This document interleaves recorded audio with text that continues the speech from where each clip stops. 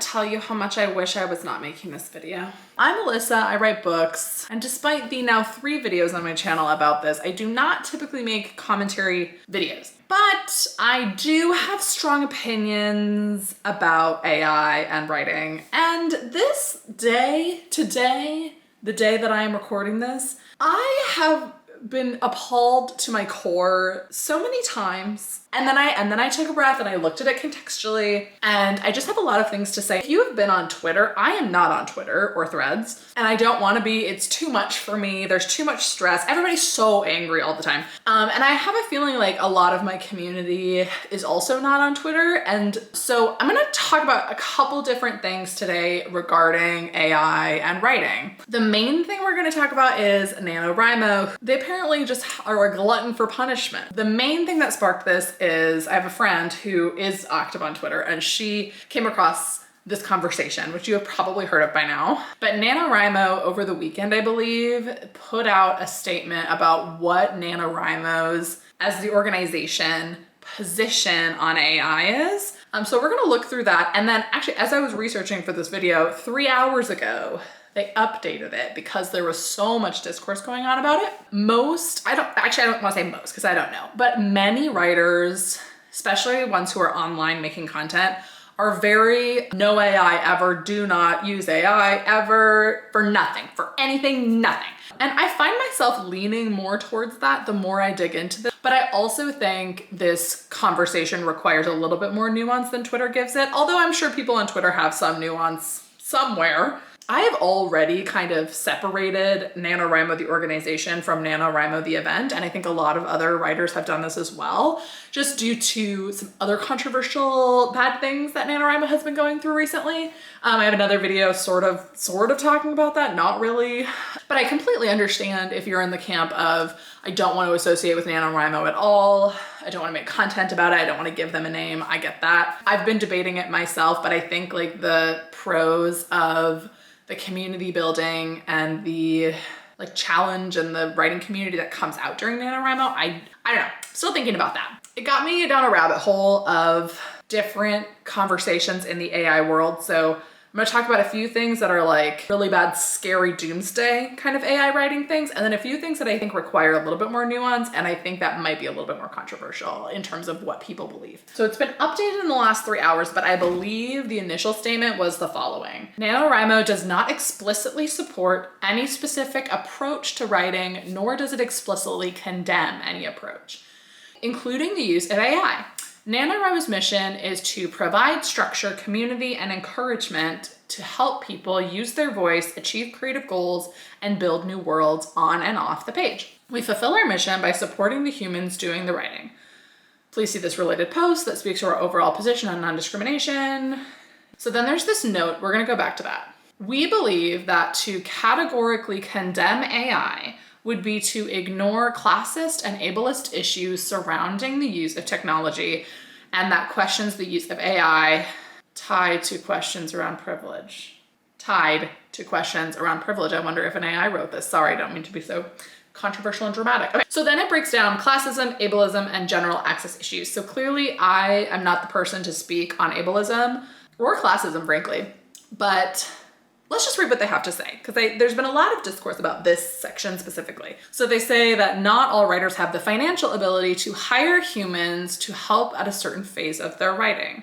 For some writers, the decision to use AI is a practical, not an ideological one. Okay. The financial ability to engage a human for feedback and review assumes a level of privilege that not all community members possess. Let's talk about that. Okay, so they use a lot of language in this that is very like difficult to argue against because it's very politically correct. It's essentially presenting this image that if you disagree with this stance, then you are disagreeing with like this right to access. But I think it's a more nuanced conversation than that, because not having the financial ability to hire humans at a certain phase of the process, most writers, and it's funny because like NaNoWriMo sets up this kind of stuff. The way that we grow as writers and like improve our writing is through like beta readers and critique partners and friends and family and online and videos. And like there's lots of ways for free, because most beta reading and critique partnerships are free exchange of work or of opinion. I have lots of friends who will just read my book out of the goodness and kindness of their hearts. To say that like not having the financial ability means that you should just use AI, you should just feed your book into an AI, I think it's actually really harmful, because we'll get into this in a bit, but feeding your book into an AI can come with a lot of consequences that we're not really talking about, but I will. It says that the financial ability to engage a human for feedback and review assumes a level of privilege. There's so many places to get free critique and free feedback. Also most AIs, except for ChatGPT, I believe, like cost money. So I'm a little confused about that. Ableism. So that's the next part of this. Not all brains have the same abilities, and not all writers have the same function at the same level of education or proficiency in the language in which they are writing. Some brains and abilities require outside help or accommodations to achieve certain goals. The notion that all writers should be able to perform certain functions independently or is a position. There are so many typos in this, I'm sorry. Is a position that we disagree with wholeheartedly. There is a wealth of reasons why an individual can't see the issues with their writing without help. So again, I think that this is a really nuanced topic, but I think to say that like the only way that somebody can get help seeing the issues of their book is through an AI, through feeding, I think is really bad. And also the thing with creativity is that there's not one right way to write a book. There's not one right way to be creative. All brains are different, whether we're talking about like a disability or just like or a neurodivergence, or we're like, the way that our brains are different is is like the point of creativity. Like the point of being creative is that we all think differently and we all see different things. There are some things that are a little bit more standard, like grammar and whatever, but like, again, there are ways to get help with this that do not require feeding your book into an AI. I just think that like we're missing the point of creativity. This is assuming that we're requiring in society everybody to have the same level of writing and the same skills and the same capacities. Like that's what creativity is using your individual brain how it is. And there are lots of ways for people to like be creative without this. And I think that there's a difference between that and like tools that somebody might need if they have like a disability to be able to like actually put words on the page. But I think it is incredibly offensive in my opinion. I might be wrong. I might be missing the mark on this, but also regardless of ability, nobody is owed being a good writer. Nobody is owed a certain level of talent or skill. Talent and skill are things that come with work. And yes, you can get help from other people, but like, there's not this idea that we all are owed a book deal or we're all owed a best-selling novel to come out of us. That comes with skill and years and time and work. I don't know, this ableism point is really rubbing me the wrong way. Let me know if you have a different perspective. I would love to hear it. But there is a wealth of reasons why an individual can't see the issues. I think everybody has things about their writing that they can't see, and that's like kind of the point of beta reading and editing. Hi, Editing Alyssa here. I just found a video after recording this from Daniel Green, who does like fantasy news, and he spoke really, really well on the ableism piece of this in a way that I just didn't go into. And so I really would recommend watching his video. Everything he was saying, I was like, yes, banger, killing it, amazing. He comes at it from a different perspective in this area, and I think it's really... General access issue is the third point. All of these considerations exist within a larger system in which writers don't always have equal access to resources along the chain. These sentences are not well written. For example, underrepresented minorities are less likely to be offered traditional publishing contracts, which places some by default into the indie author space, which inequitably creates upfront cost burdens that authors who do not suffer from systematic discrimination may have to incur. I think the clarity of this point is lacking. I'm not really quite sure what exactly they're getting at here because they're saying that because underrepresented communities are less likely to be offered traditional publishing contracts, then they're like pushed into the indie community, which I think really is harmful to the image of indie authors. Like indie publishing for most people is not like a backup. It's not like if I fail everything else, I'll do indie publishing. Indie publishing is like starting your own business. Yes, that's going to require more upfront costs, but that's part of starting a business. You're not owed the right to start a business. You're not owed the right to a book deal just because you write a book. be creative and find fulfillment in that writing and to try and to like work hard. Like all of those things, the writing on itself, it has value independent of a contract, independent of being published, but you're not owed a book deal. You're not owed publishing. I wish everybody could do it, but it's not the way that this works, unfortunately. And I don't say that to like discourage you, to say that like it might cost money to indie publish. Yes, because it costs money to start a business. That's like part of indie publishing. You can publish for free. You can just press publish. I'm a little confused how that ties into AI though. I think that they're trying to say that because it's like there is discrimination in publishing, because underrepresented minorities are less likely to be offered publishing deals, then we should give people the right to AI so that they can get in, so that their writing can be better, so that they can get into a traditional publisher. Like, I'm not quite sure what they're trying to get at with that. Let me know if you have thoughts. I think that they're trying to like shoehorn AI. Actually, okay. I just want to take a step back because I really don't think that NaNoWriMo has like all these malicious intents. Some people might disagree with me because one of their sponsors is Pro Writing Aid, which is an editor using AI. So like a lot of people are speculating that because they have this sponsorship, then that's why they're making this whole statement, which could be true. But I also don't think that NaNoWriMo is like, we should replace everyone with an AI. Like, I don't think that that is the case, but I think they're really missing the mark here and trying to, I don't know what they're trying to do here. But especially, I have some things to say about this because when we talk about traditional publishing, I've been querying recently for like 2 years, actually. I've been noticing a lot more on agency websites talking about AI and how you have to note in your query form, have you used AI in writing this book? So that could be in any way, it says. So that could be generating outline. A lot of agents are coming out and saying like they will not take people's books who have used AI to create the book, to write it in any way, because there's an ownership issue with that. If you feed your book into an AI for it to edit it, in the terms and conditions of a lot of open AIs, they now can use that content to train their own AI to write different books. Like, it's no longer fully yours. And that's different than Google Docs. Like, it's different than that because you're actively having AI write parts of it. So because an AI wrote part of your book or wrote part of your outline, it's no longer fully yours to be able to offer like to agents to represent because an AI helped write it. I don't think that this is every agent. I don't think that this is every publisher, but I do think that this is the way that traditional publishing is going. So to just say, just feed your book into an AI, because if you can't afford to hire an editor, you can't find a critique partner, you should just feed it into an AI, when later, 2 years down the road, when you're ready to start querying and you come across all of these, have you used AI to help you write this book questions and query forms, and you have to say yes, and that might get you a rejection. Like, there's a lot of things we're not thinking about. Regardless of how you might personally feel about AI, what I have noticed generally, this is a generalization, but from literary agencies and from publishers, is that there's a very large anti-AI push. Like, they don't want people who have anything to do with AI. They're pushing for it to not be in contracts, which I'm very grateful for. They're pushing for it to not be used in cover design. Like, there is a huge push, rightfully so,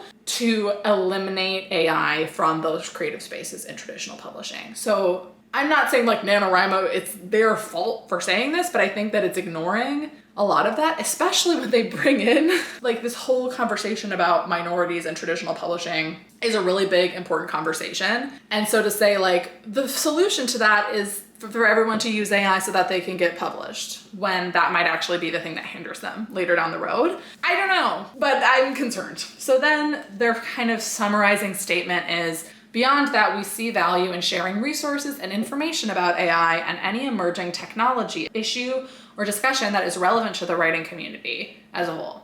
It's healthy for writers to be curious about what's new and forthcoming and what might impact their career space or their pursuit of their craft. I need to breathe.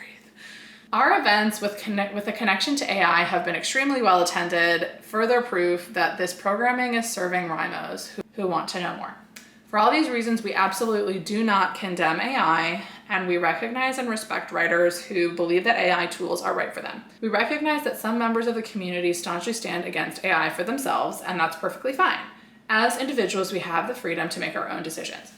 Okay, so this is where I think we could use some nuance, because I generally agree with this idea that The future, we don't know where the future is going, and so we want to respect writers who maybe use AI to help with a few things. And I'll kind of get into a few examples of where I think that feeling might be, but I think overall and overwhelmingly, okay, AI is such a threat, and we're going to talk about that, why it's such a threat, coming up. I'm really teasing a lot of things that I don't know if I'll remember to get to. It is a big threat, and so I think that's why people are so upset about that. And so this is the update that they put in 3 hours ago. It's Monday, it's Labor Day today, Monday. So note, we've edited this post by adding this paragraph to reflect our acknowledgement that there are bad actors in the AI space who are doing harm to writers and who are acting unethically. We want to make it clear that though we find the categorical condemnation of AI to be problematic for the reasons we stated below, we are troubled by the situational abuse of AI and that certain situational abuses clearly conflict with our values. We also want to make clear that AI is a largely umbrella technology and that size and complexity of that category, which includes both non-generative and generative AI, among other uses, contributes to our belief that it is simply too big to categorically endorse or not endorse. So here's what I think about this. I see where they're coming from with this categorical endorsement or non-endorsement of AI. Because as I was doing research for this, if you use Word, you're using AI. But there's a difference. Okay, there's a difference. So you're not like having AI write your book or read your book or edit things in your book, but tools like spell check, there's different types of AI and there's different levels of it. So I think it really is like you can decide where you personally stand, where what is the level of AI that you're gonna let get into your creativity. Because I hate to say this, and I hope it's not true, but I'm getting the vibe that AI is going to be kind of hard to avoid. But we can draw a line in the sand and say we're not going to use it to write books. With this, I think it's interesting. They're saying they don't want to categorically say anything to do with AI is evil. And so here's where I can kind of see where they're coming from. I'm going to give you 2 examples of an AI that you might have used or might not have a problem with, and then an example of an AI that you're really obviously gonna have a problem with. So the first one is Grammarly. I actually used Grammarly. I did not, this might sound ignorant of me, I did not realize it was an AI. It might not have started that way, but it's free. I actually just uninstalled it from my computer today as I was researching for this, but it is essentially a spell checker, and also it checks for passive voice and active voice and line stuff. And I'm mostly getting rid of it because it's very glitchy and annoying, but also because it is using AI to spell check your work.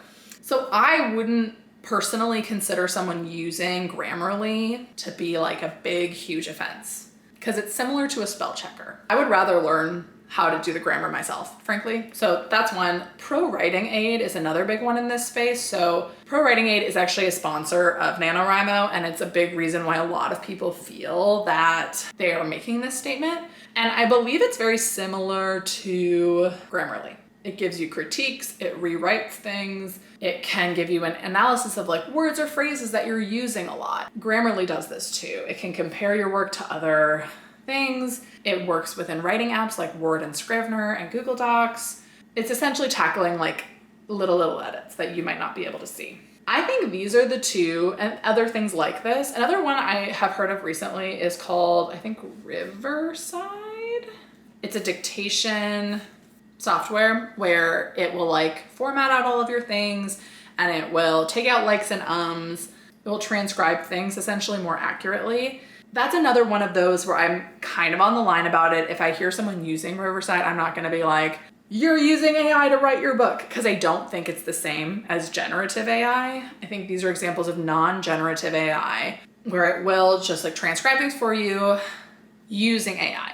And I think even dictation itself probably uses AI as well. AI as a concept, I think when we think of AI, we're thinking of generative AI. And there's a lot of artificial intelligences that are just built into our computers, a word processor. I don't believe is AI, but dictation might be. Let me just look that up actually.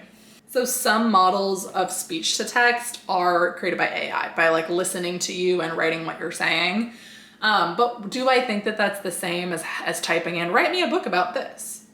No. I don't. But I do understand if people feel like if someone's using Grammarly or Riverside or Pro Writing Aid that they personally won't use that. Do I think it's right to condemn people for using Grammarly? In my opinion, it's not replacing the work of an actual person, because I can use Grammarly and I still need a professional editor, because it's only going to pick up things that it's like trained to know. It's a big, long spectrum. And I think to say, maybe I'm agreeing with NaNoWriMo here, that categorically I won't say like anybody who uses Grammarly is dead to me, you know? Sorry, I have to kill a spider.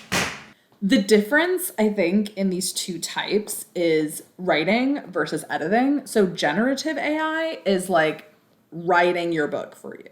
And editing is something like Grammarly, or I would consider Riverside to be in this category because it's editing your dictation that you gave it. And he said something that I thought was really interesting is that like very few people are arguing that you can't use Grammarly to line edit things. It's more about the generative nature, and things like Pro Writing Aid and I believe Grammarly have now introduced things where it's like, finish this sentence or add a joke about dialogue blank here, you know, so, and you can turn off those features in Grammarly. I don't know if you can in Pro Writing Aid, but you like, that's the generative part that I think people are generally against.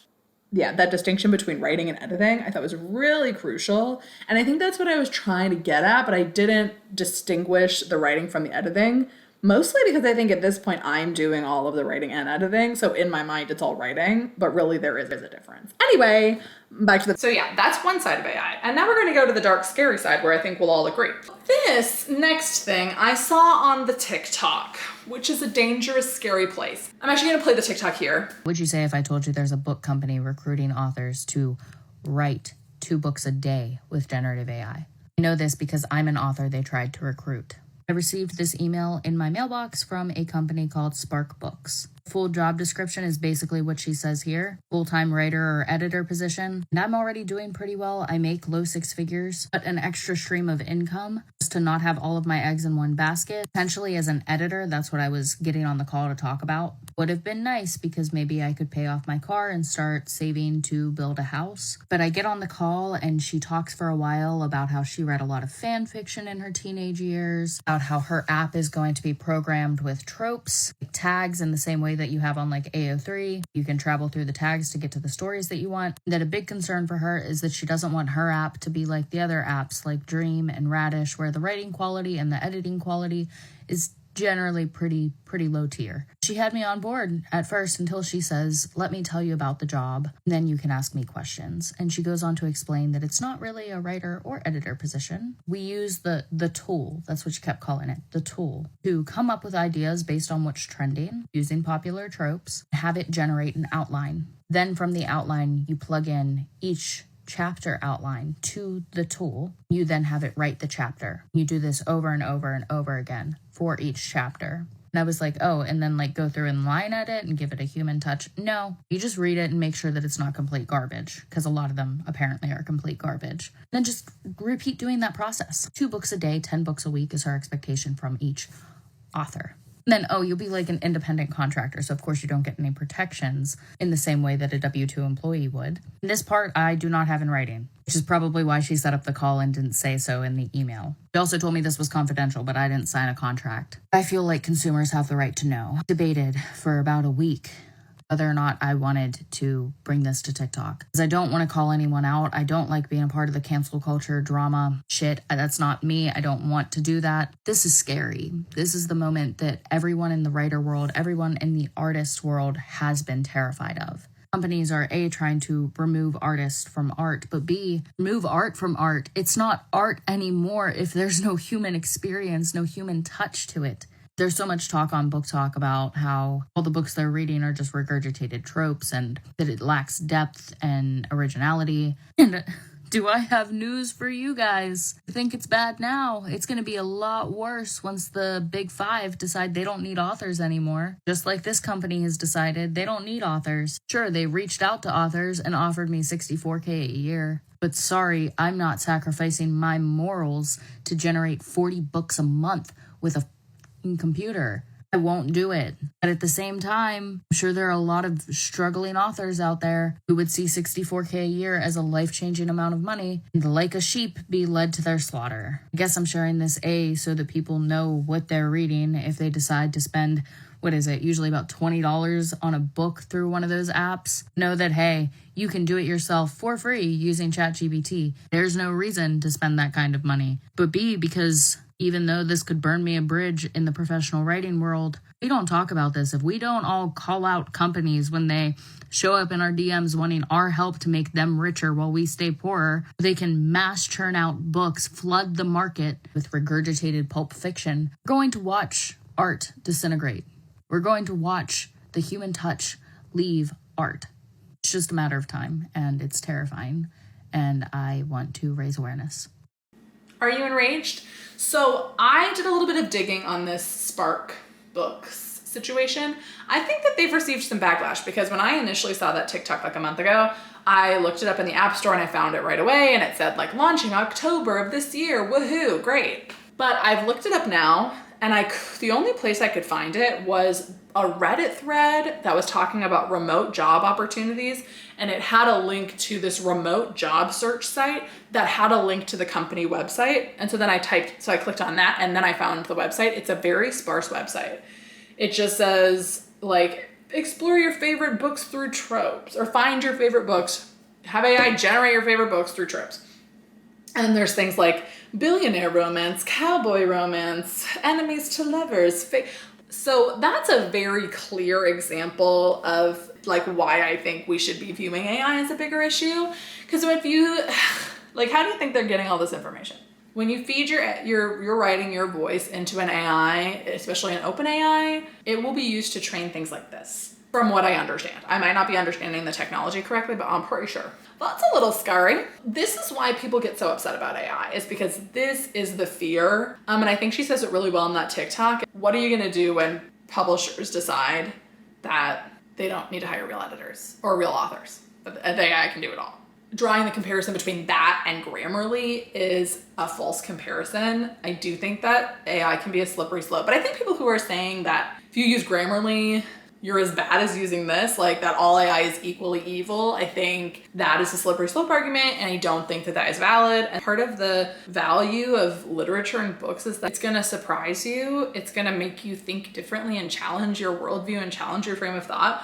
But if you're typing into an AI exactly what you want the book to read to you, like I think anybody who has written a book from beginning to end can see that like this is a problem. The process of getting it wrong and then getting it right, that's what writing is. The process of learning and making mistakes and then learning how to fix them and fixing them on your own and collaborating with other authors and writers to find what's wrong with your book and like discover that for yourself and to write it based on your own personal experience as a lived, breathing human being on the planet. That's like the point of writing. And so I think that a lot of this stems from this idea that you're owed something. And I don't believe that that's the case. I think that everybody should like be allowed to be creative and that I've said this before, but that your writing and your book are equally as valuable with or without a book deal. And so to say that like your book is only valid if it has a book deal or if it's published is not true. And so it's because I believe that I don't think everybody is owed a 6-figure book deal. I don't believe everybody is owed an agent or like a 7-figure sales month. Like I don't think that that is a right. That's something that comes with a lot of hard work and a lot of luck. And like, yes, I just want to acknowledge this too, there are systematic problems in the publishing industry, very obviously. And so I think we could spend a little bit more time working on the systematic problems in publishing rather than saying like the way that we fix these systematic issues is by letting everybody use AI, I think just creates more issues. So I do want to say like, though I believe it should be hard, it should be work to get a book deal, doesn't mean there's not problems with publishing, because there are, and this is not the video to talk about them. Yeah, I just think a lot of thoughts. So I've said a lot of things in this video. It's been like 40 minutes of me talking, and I don't think that Grammarly is the same as Spark Books. or even ChatGPT. I will say the one thing I kind of resonate with this NaNoWriMo statement is this update that they've written to say that it's too big categorically to endorse or not endorse. I'm a little confused why they felt the need that they had to endorse or not endorse AI generally. I think it is too big of a topic to talk about all on its own. A lot of AI is just like inevitable, but not generative AI. It's not inevitable that you have to use AI to write a book. It's inevitable that it's going to exist in the world around you.